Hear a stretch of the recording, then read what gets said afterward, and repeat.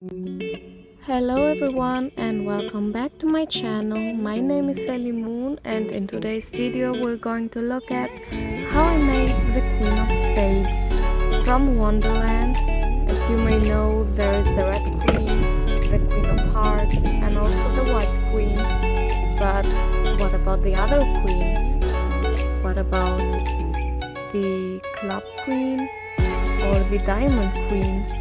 Well, today we're going to find out how I designed the Queen of Spades, and this is my loose sketch I did for her. I was inspired by a lot of Rococo and cosplays of other Victorian fashion, and also the aces of spades from the cards themselves, as they're always the most powerful and most beautiful designed cards you can find on a playing card deck. I'll be showing you some of the cards I use for inspiration in a minute. And now let's look at the inspiration of this drawing. First of all, I had found an article on Google about all the other queens from Wonderland and thought they were really interesting, so I took my artistic liberties out of there for her story as well, as this piece was, you guessed it, another competition. We were supposed to reimagine, well, actually just imagine how the Queen of Spades would be in Wonderland. And here are the cards I was talking about earlier. Look at this beautiful card. I wish I had more card decks, and this is a Queen of Spades. These were my inspiration for the piece. Now let's get back to what I was talking about. I'm going to read you some of the things I found about the Queen of Spades while searching for her. Queen of Spades. As the final suit, spades are tied to the element of water. This element represents fluidity, free movement, and an acceptance of all things in life and death. The Queen of Spades uses her age, her experience, and her willingness to accept all things to make her just judgments on the world. She is denoted as wise and sagely. The dark lands of Wonderland, however, could transform this wise woman into an apathetic person who cares little for the world she lives in, since all things grow and decay. Instead of ruling her kingdom, she would most likely wander around like some form of mystic or hermit who cannot be bothered to care for the ways of the world. Thus, in the wars between queens, she probably could have had nothing to do with them. In fact, without a ruler, her armies would have been broken apart into chaos, and her soldiers probably would have become mercenaries hired by the other queens. The Queen of Spades may still exist and wander around Wonderland. The other queens would not have bothered with her, since she posed no threat to their victories. Like all things, though, she too will wither away eventually, and for the time being, she's just waiting for that final day to come.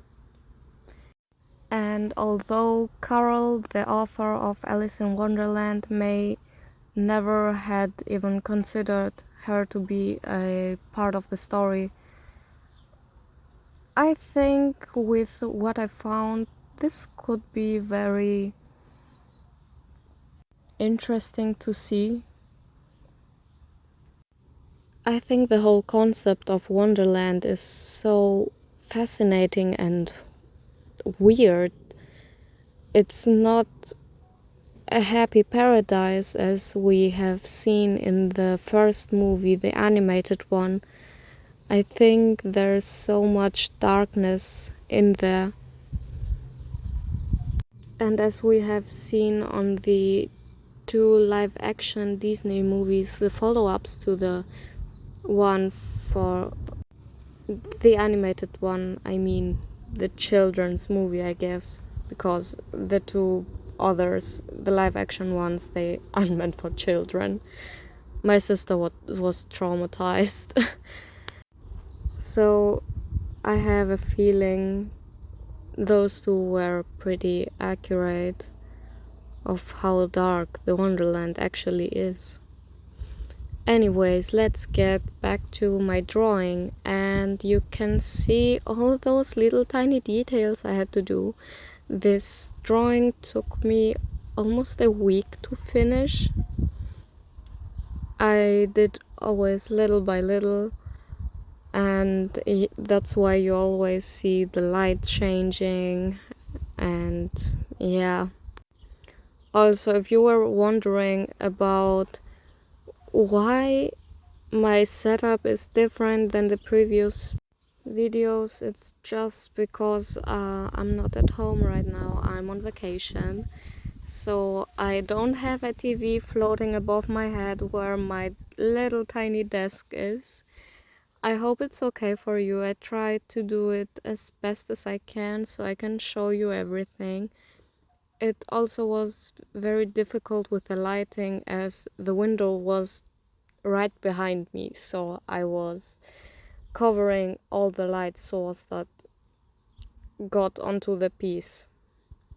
So anyways, about the color choices I make for this drawing, I at first wanted to make it all black and silver and gray and so on, but then I thought every single card, as when I was looking at those aces of spades that I had laying around, I discovered there were tiny hints of clubs and diamonds being in there.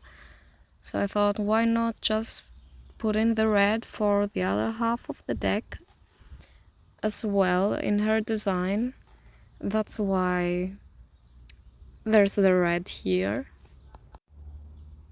So if you look closely to my design, you can find tiny clubs and diamonds, and obviously the hearts are there as the spade is just an upside down heart.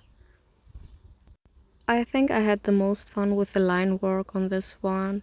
All those tiny details were so fun to line, I guess.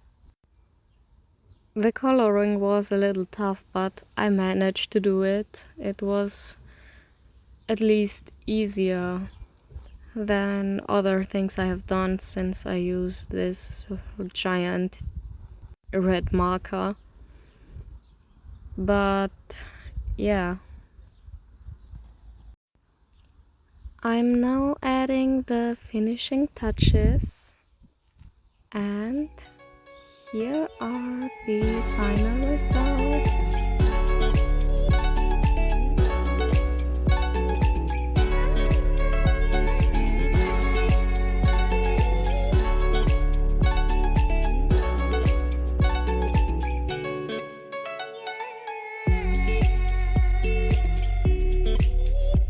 I hope you have a nice day, night, or everything that's in your region right now.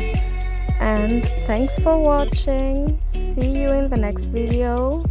Bye!